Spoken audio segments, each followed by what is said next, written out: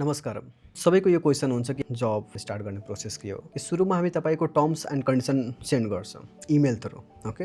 त्यसमा के गर्नुहोस्, पहिला सुरुमा चाहिँ तपाईको हामी इमेल दिन्छौँ payment@satyanarayan108vision.co.uk त्यसमा तपाईले एउटा मेसेज गर्नुपर्छ हामीलाई। त्यो मेसेजको सब्जेक्ट हुन्छ जब इन्क्वायरी। बडीमा लेख्नु होला फुल नेम, फुल एड्रेस, व्हाट्सएप नम्बर सुरुमा। त्यसपछि हामी रिप्लाई गर्छौँ आफ्नो टर्म्स एन्ड कन्डिसन पुरै डिटेलमा। अनि त्यसमा तपाईले के गर्नुपर्छ, यस आई एग्री, त्यसपछि योर फुल नेम अनि फुल एड्रेस त्यसै रिप्लाईमा गर्नु होला। त्यसपछि हामी के गर्छौँ, तपाईलाई इन्भोइस सेन्ड गर्छौँ हाम्रो bank account Satyanarayan vision limited, okay? Invoice तपाईको सबै कुरा डिस्क्लोज गरेको हुन्छ, हाम्रो एप्लिकेसन चार्ज, हाम्रो ट्रायल र इन्टरभ्यू कस्ट हैन, तपाईको सीबी कस्ट, सीबी टकको कस्ट हैन इन्क्लुड हुन्छ, टोटल भएको हुन्छ। अनि त्यसमा तपाईले लिंकमा क्लिक गर्नुहुन्छ भने तपाईलाई लिंक खुल्छ।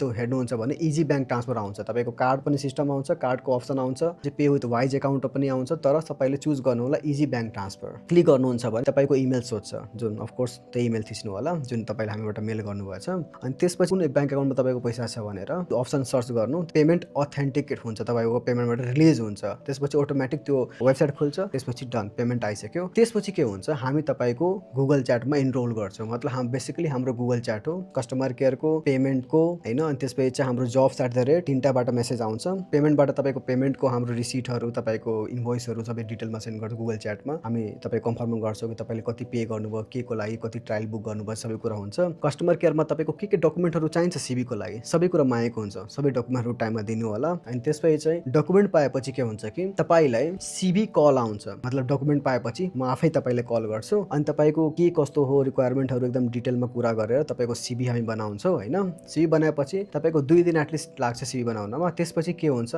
बनेपछि तपाईलाई हामी मेसेज गर्छौँ, your application has been assigned to your personal customer care. एउटा पर्सनल कस्टमर तपाईको लागि मात्र हामी असाइन गरेको हुन्छ। तपाईको जे पनि क्वेशन डाउटहरु छ हैन, सबै उहाँले नै क्लियर गर्नुहुन्छ। मतलब उहाँले स्टार्ट गर्न अगाडि तपाई उहाँसँग डिस्कस गरिहाल्नु मजाले। प्रोसेस स्टार्ट गर्न अगाडि चाहिँ तपाईले मजाले उहाँसँग कुरा गर्नु, आफ्नो पनि कुरा भन्नु छ भने भनिदिनु होला कि प्रोसेस तपाईको स्मूथ भइहालोस् के। त्यसपछि बल्ल तपाईको प्रोसेस स्टार्ट हुन्छ, एप्लाइङ प्रोसेस। र उहाँले एटलिस्ट पनि दिनु होला मजाले 5 वीक्स। तर नर्मली चाहिँ धेरै टाइम लागेको हुँदैन, कसैको ट्रायल इन्टरभ्यू 1 हप्तामा आइहाल्छ, कसैको 2 हप्तामा, कसैको 3 हप्ता। तर उहाँले हतार नगर्दिनु होला, एटलिस्ट पनि 5 वीक्स टाइम दिनु होला, ओके?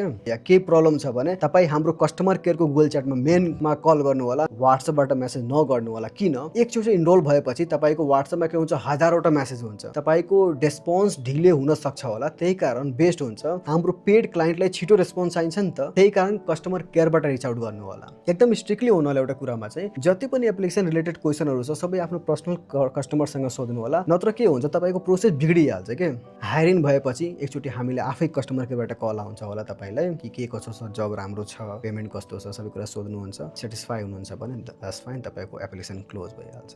क्लियर? केही पनि क्वेशन छ प्लिज रिच आउट गर्नु होला हैन। अनि यदि तपाईको हैन 14 दिन के पनि प्रब्लम आयो भने अर्को इन्टरभ्यू वा ट्रायल पनि खोज्न सक्छौ। अनि फ्युचरमा तपाईले के पनि समस्या छ भने हैन अर्को एप्लिकेसन गर्नु छ या फुल टाइम खोज्नु छ, प्लिज कन्ट्याक्ट गर्नु होला, हामी फेरि पनि हेल्प गर्दिन्छौँ। धन्यवाद, नमस्कार।